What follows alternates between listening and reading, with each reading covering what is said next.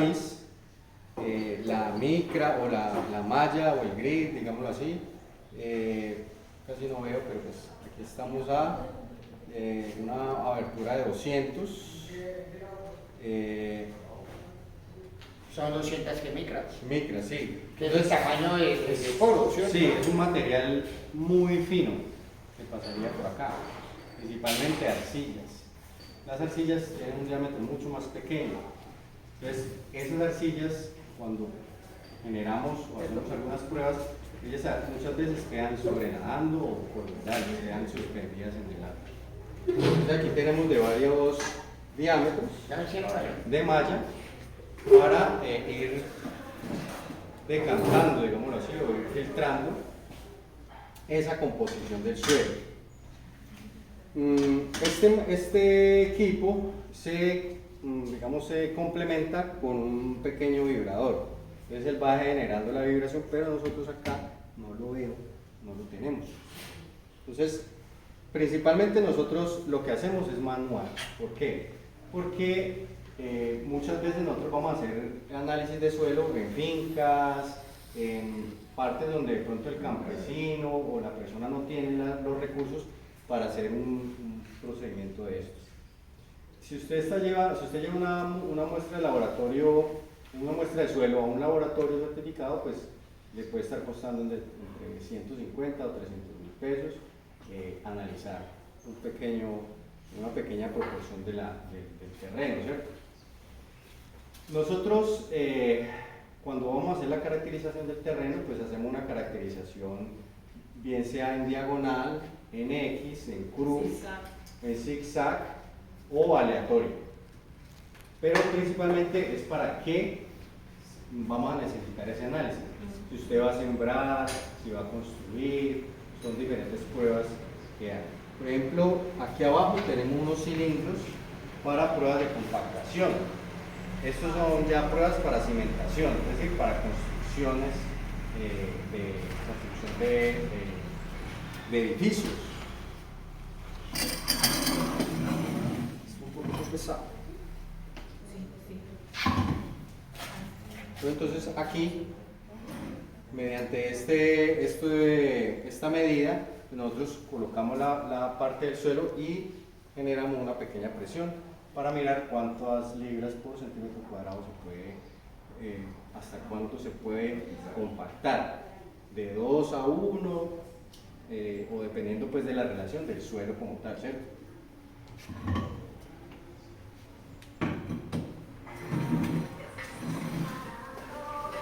Tenemos molinos.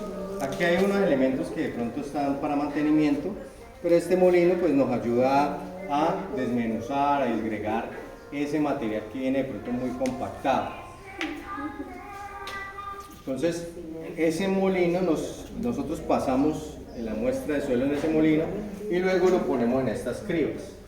Entonces hacemos pues un pequeño vaivén, una vibración, y ella va soltando o va decantando de acuerdo al tipo de suelo. Entonces aquí ya sacamos las muestras, las pesamos, bien sean a esta o a esa, o hay unas mucho más precisas para saber el porcentaje de cada suelo, si tiene limo, si tiene arcilla o si tiene arena. Esos son como los 3 componentes del suelo. ¿Eso también es una pesa? No, eso es... ¿Esta solamente? Es un analizador. Eso no lo utilizamos nosotros en el suelo como tal. Son de pronto para los agrícolas, que ellos hacen pues ya otras pruebas diferentes a nosotros. Pero pues nosotros allí tenemos pues el barreno de mano, que lo vamos a ver algo por ahí abajo, un barreno holandés, que ustedes lo ven con una diferencia digamos en la cuchilla donde se va a extraer el suelo. Ahora podemos hacer una práctica aquí afuera. Tenemos el de extracción de arena, pues esa nos va a sacar unas muestras mucho más, digamos, no perturbadas. Entonces vamos a conocer muy bien la estructura del suelo, porque pues a veces nosotros necesitamos saber cómo está la estructura de ese suelo, si está muy compactado, si está o si tiene una buena porosidad. Barrenos de mano, la porra pues de plástico, para muchas veces el terreno no nos da, entonces hay que insertarlo, pero principalmente es para poder usar esos cilindros. Esos cilindros, sí, esos cilindros los tenemos aquí. Esperen ahí. Esperen acá que ellos ya los trae para que los miren, porque hay más materiales que van a escribir ahí.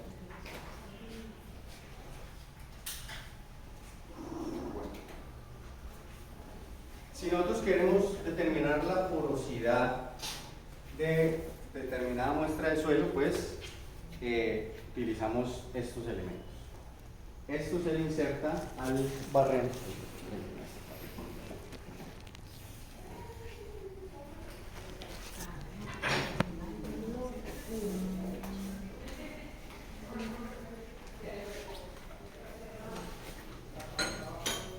Este barreno, pues, empezar con unos 3-4 kilos. Entonces, uno lo que hace es colocarlo en el terreno y con la porra de plástico le pega. Entonces, una persona lo va a tener bien niveladito, digamos así, para que la otra persona le pegue y pueda sacar una muestra sin ningún tipo de perturbación.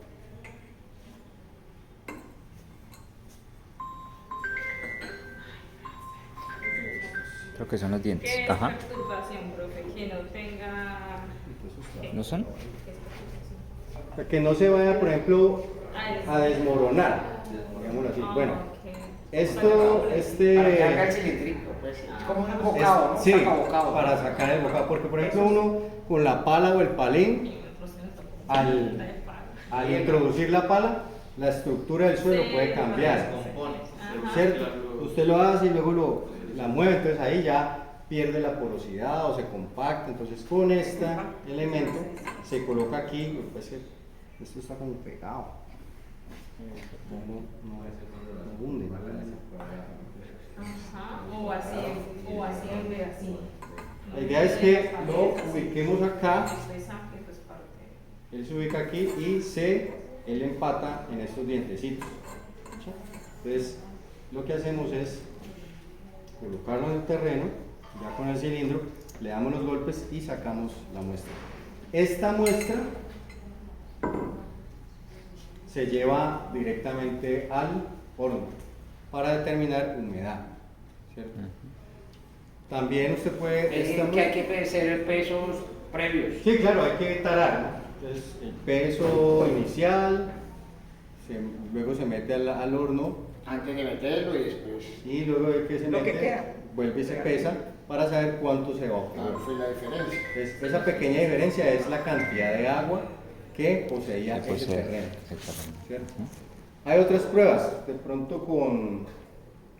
muchas veces con parafina, se introduce este cilindro en la parafina y ella va por capilaridad, va subiendo un poquito. Entonces también nos va a mostrar la porosidad del terreno, qué tan poroso es. Porque un suelo sano necesita una buena mezcla de elementos, de arenas, limos y arcillas, pero también necesita una proporción de aire o de porosidad para que los gases se interactúen con los elementos químicos que posee el suelo. Cuando usted habla de parafina, ¿es cualquier tipo de parafina o alguna en especial? No, cualquiera, sí, pero derretida, ¿no? Entonces ya se empieza a verter y esa porosidad me la va a determinar. Lo que se alcance a consumir o a chupar o a absorber. Entonces con eso nosotros determinamos porosidad. Pues es un método físico, ¿no? Como muy manual. A veces también utilizamos estas jarras de mezcla para realizar la prueba de Bouygues. Entonces en esa prueba o con esa prueba determinamos exactamente qué tipo de suelo es. Y también tenemos un higrómetro, pero ese está prestado, o sea, lo tiene un instructor y él en un aula móvil lo lleva y con ese también determinamos el tipo de suelo, porcentaje de arenas, de limos y de arcillas, que son los tres componentes. Arcilloso, limoso y la mezcla que hay entre ellos, ¿cierto? Entonces tenemos los cilindros, pues la espátula, cuando uno saca la muestra, uno limpia, hace como que limpia a ras para que no haya excesos de terreno y usted tenga el volumen exacto. Esos cilindros vienen con unas tapas Vaya para la densidad. el golpe. Aquí puede la densidad. Sí, tiene unas tapas como para que no se vaya a dañar en el transporte. Cuando usted lo ve aquí, pues que no se vaya a caer material que después le va a generar un error en la muestra. ¿Sí? Entonces, ella se hace a ras, se introduce en el horno, pues se pesa antes y luego se introduce en el horno, se saca y luego vuelve a pesarse. Ahí ya tenemos porcentaje. El transporte siempre se hace en el cilindro, no en una bolsa. Dependiendo, si usted necesita que la muestra sea sin disturbar, o sea, sin alterar, con el anillo. Pero así también es válido. Ah, listo. Se refrigera también siempre. Sí, porque ¿Refrigera? No, la refrigeración es para la muestra de agua. Solo para agua. Sí, el suelo no tiene... Porque en sí el transporte lo obliga a la empresa así en esto. Y ya es cuando es otra metodología que van a utilizar ellos, digamos otro resultado que necesitan Sí, ellos. porque este tipo de análisis pues nos va a decir el tipo de porosidad, ¿cierto? Ya. Pero lo que más nos interesa, o principalmente lo que nos puede interesar, es el tipo o la composición del suelo para nosotros saber qué tipo de nutriente o de fertilizante se le debe utilizar, la cantidad del agua, porque De riego, dependiendo del terreno es el nivel de infiltración, ¿no? El coeficiente de infiltración. Pero esto es más que todo para saber a ciencia cierta qué porosidad contiene este terreno, ¿cierto? Ya cuando está disgregada, pues ya no podemos saber el tipo de porosidad. Claro, ahí ya podemos determinar humedad y composición Y el de pH suelo. también. El pH también. Ese se diluye 2 por 1, digámoslo así. 2 de suelo por 1 de agua destilada, se revuelve y se coloca en los instrumentos. Y entonces nos va a arrojar los resultados. De pH, conductividad, nos dice en la conductividad nosotros podemos establecer más o menos qué salinidad puede haber o qué minerales puede haber allí, ¿cierto? Allí. El palín, pues sí lo conocen. Sí, el palín, sí. El barreno holandés siempre saca 1 kilo de. El barreno holandés siempre saca 1 kilo de suelo. Que son más grandes, ¿no? De cilindros más grandes. Ese sí es a mera fuerza. Mecánicos tienen, incluso pues mide la profundidad de donde lo está sacando, ¿no? Que son más completos. Más completo, sí. Pero digamos el mecanismo es el mismo. ¿Del palín? Sí. No, el barreno holandés. Hay unos barrenos que son que traen, entonces va, incluso miden la profundidad de donde lo sacaron Sí, más el especializado. bocado de terreno. Bueno, estos hornos los necesitamos. Mire que ahí está el esquema del suelo, ¿no? Bueno, sí, aquí están los horizontes. Hace unos días estuvimos en Cenicani y allá nos mostraban cómo el paso de los tractores genera una compactación severa al suelo. Y es una compactación a profundidad y también a la hilada. Entonces, se ve, no tengo la imagen acá, pero se ve la compactación y se ve que estos horizontes no se perciben. Por la cantidad de compactación que hay, solo se logra percibir el horizonte A, que son residuos, materiales depositados allí por la escorrentía, por el lavado pues, de la lluvia, pero no se alcanzan a determinar el tipo de horizonte. De acuerdo al tipo de horizonte, son la composición de suelos o de arenas o de arcillas que hay en ese suelo. Un factor fundamental es el tiempo. El tiempo, la acción del ser humano, la acción de la vegetación o de los microorganismos que pueden allí, me pueden generar una diferenciación muy marcada de estos horizontes, pero también por la acción del ser humano podemos solamente encontrar horizonte A. Por tanta labranza, entonces él se va compactando y los horizontes, digamos que ellos se van profundizando y no encontramos los 3 horizontes sino después de 1 metro. Yo aquí a veces los pongo a hacer calicatas de 1 metro. Por 1 metro. Ujú. Entonces, nosotros más o menos a los 60 centímetros, 70 centímetros estamos ubicando el horizonte B, que ya es una piedra más, digamos, como una sustancia caliza, como amarillenta, que es ya el depósito de los minerales a lo largo del tiempo, pero más o menos a 60, 70 centímetros. O sea, usted tiene que abrir un roto de 60 centímetros para poder empezar a encontrar en este suelo del CAP. ¿Qué pasa en este suelo? Pues como ustedes ven, eso acá son ambientes de formación. Entonces usted va a encontrar que casi todos los días aran, casi todos los días pasan máquinas, porque estamos en función de la formación, más no del cultivo.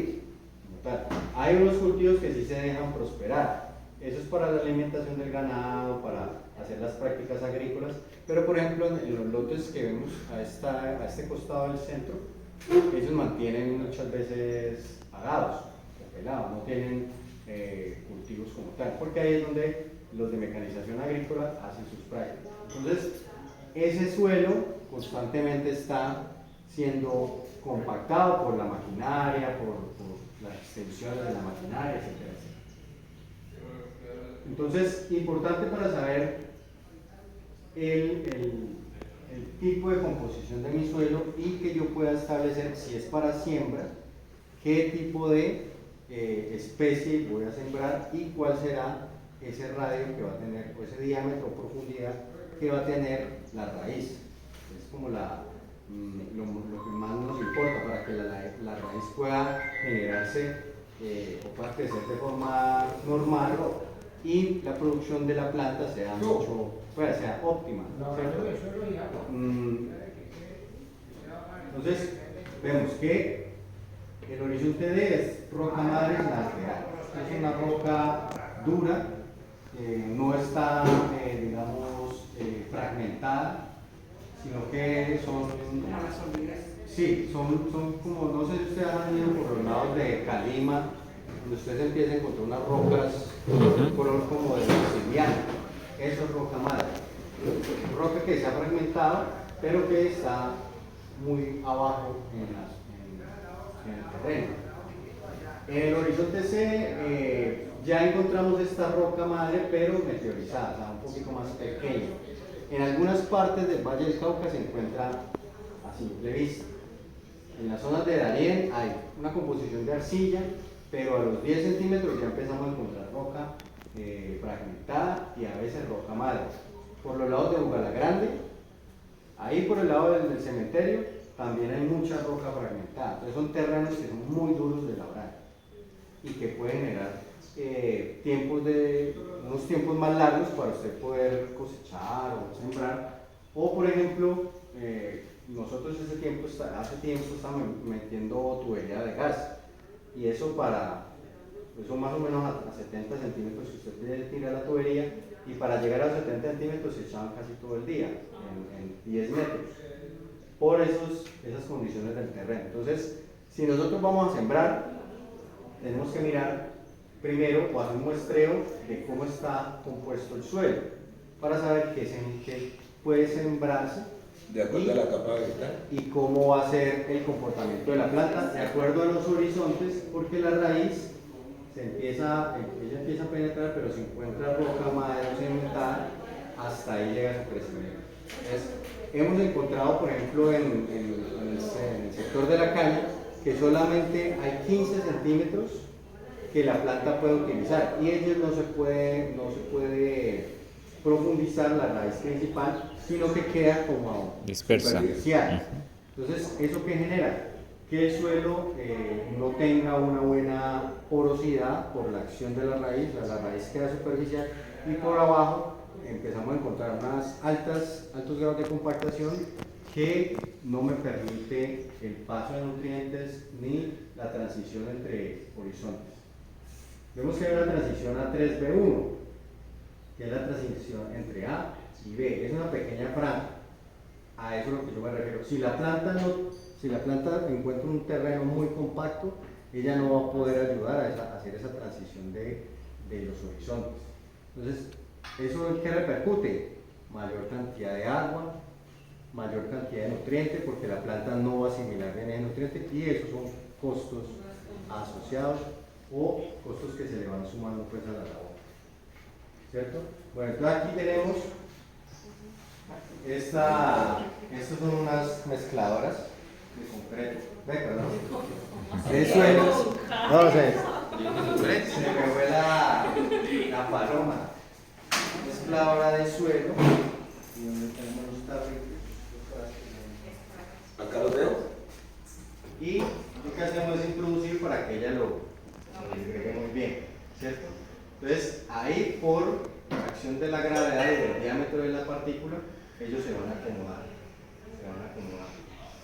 A mí me gusta hacer la prueba de la jarra. Buenos días. ¿Qué más? Buenos días. La prueba de la jarra o del recipiente de vidrio con agua.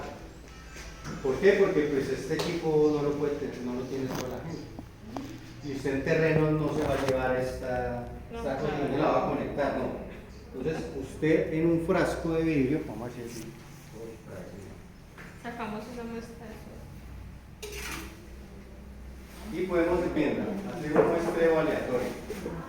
Por ejemplo, Para usted estudiar tiene todo un el terreno, terreno. sí, usted tiene Ajá. todo el terreno. Entonces, aquí va a sembrar el aguacate.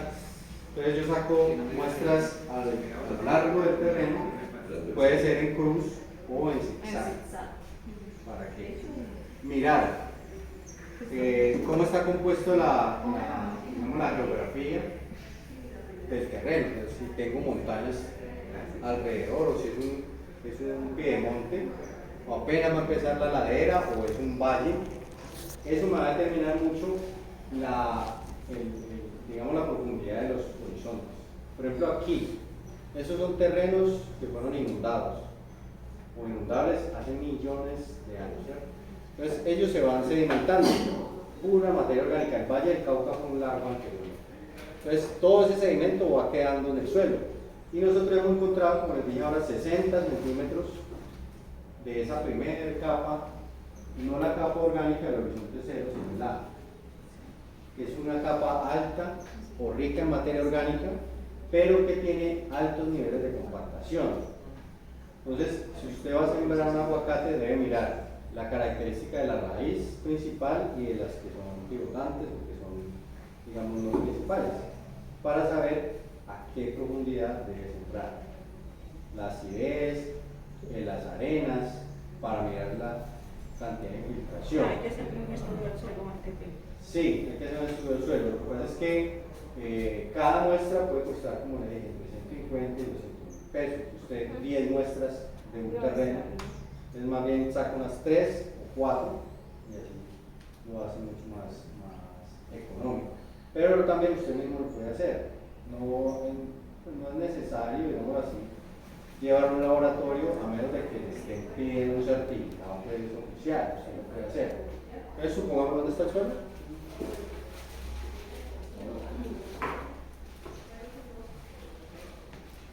Digamos que vamos a usar 5 centímetros, ven que ustedes tienen los guantes. Agreguemos 5 centímetros de suelo acá a este.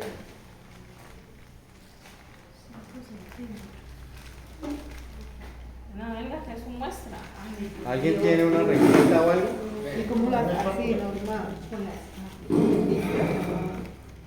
Usted le dice que pero yo traje un poquito de tierra. Sí, por eso O podemos sea, hacer. como vamos a hacer todas las muestras ahora. Vamos a hacer esta para Para mirar. Pero si ustedes trajeron su tierra o su terreno, podemos hacerlo. ¿Qué pasa con esta muestra? Ella es, digamos, de resultados lentos. Esto lo tenemos para ¿En cuánto mañana, tiempo? dependiendo de el tipo de suelo. ¿Por qué? Aquí ya están los 5, ¿lo medimos? No, ¿Tienen alguna reglita? la regla. No, Con la misma espátula, Miguel.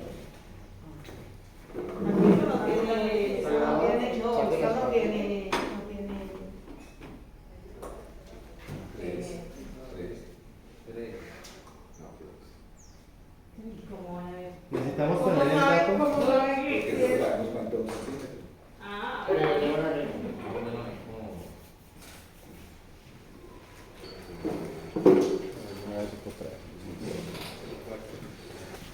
Y a esos 5 centímetros le vamos a adicionar agua. Aquí sí lo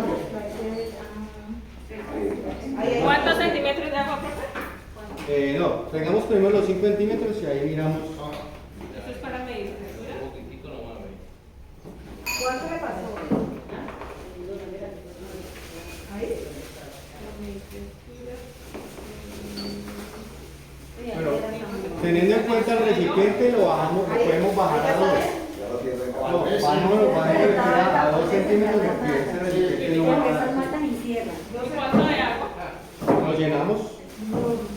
2 y 4 de agua. Así está bien. Pero tenés que agregarla bien. O sea, Listo. pero menos, colóquelo y queda hasta a 40. A 40 bueno.